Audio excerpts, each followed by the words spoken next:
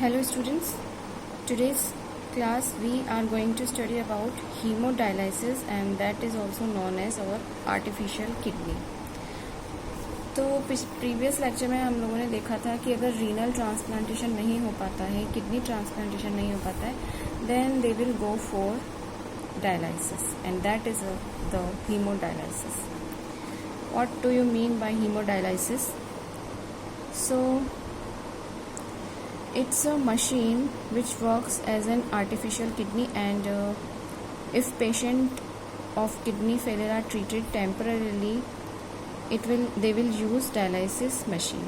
Dialysis can be defined as removal of waste product from blood by means of artificial filtration, and it will based on simple diffusion and osmosis.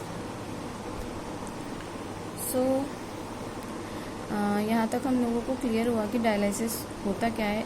एक simple diffusion या osmosis के through removal of waste product होता है blood से by means of artificial filtration, और ये artificial kidney की तरह वर्क करेगा क्योंकि इसका पूरा फंक्शन वही है. Artificial kidney that is a dialysis machine में क्या क्या चीज़ें होती हैं वो लोग हम देख सकते हैं.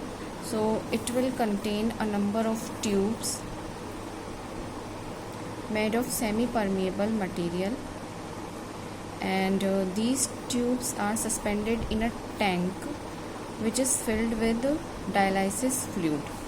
So ये tubes होती हैं इस तरह की horizontal, और ये एक टैंक होता है जिसमें कि फ्लूइड फिलअप होता है, डायलिसिस फ्लूइड जिसे हम कहते हैं. And the composition of fluid is वो सेम होता है जो कि हमारे ब्लड प्लाज्मा का जो कंपोजिशन होता है उसी की इक्वल होता है ये फ्लूइड का कंपोजिशन.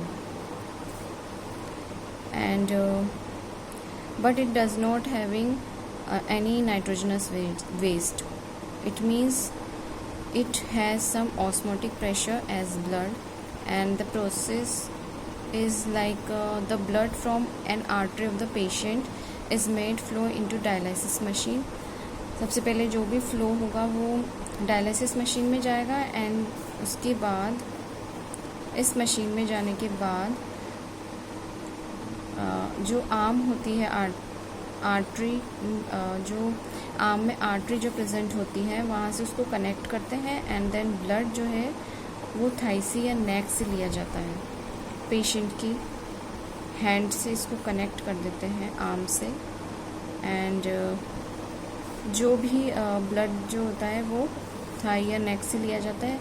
एंड जब भी ये पैसेज होता है ब्लड का डायलिसिस मशीन में, जब भी ब्लड जाएगा तो ब्लड से वेस्ट प्रोडक्ट्स भी उसमें एंटर करेंगे, एंड वो जो डायलिसिस मशीन होगी उसमें सिंपल डिफ्यूजन के थ्रू मॉलिक्यूल्स जो हैं वो हायर से लोअर कंसंट्रेशन की तरफ मूव करेंगे. और जो डायलिसिस फ्लूइड है उसमें क्योंकि नाइट्रोजनस वेस्ट हमने देखा था कि एब्सेंट होते हैं, so but they are present in patient blood.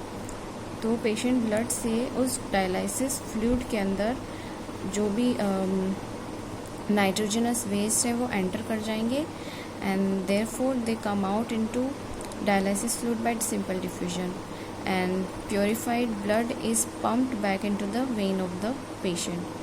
So this dialysis machine is similar to the function of kidney, and it is different as there is no reabsorption involved in it. So इसमें कोई reabsorption नहीं होगा, but इसमें filtration हो सकता है. Filter होके वो जो ब्लड है वो वापस ह्यूमन की बॉडी में ट्रांसफ़र कर दिया जाएगा. तो यहाँ तक आप लोगों को आई होप समझ में आ गया होगा. If you have any kind of query, please ask me, and till then happy learning and enjoy learning. In our next class we will study about excretion in plants. So till then enjoy yourself and enjoy your studies.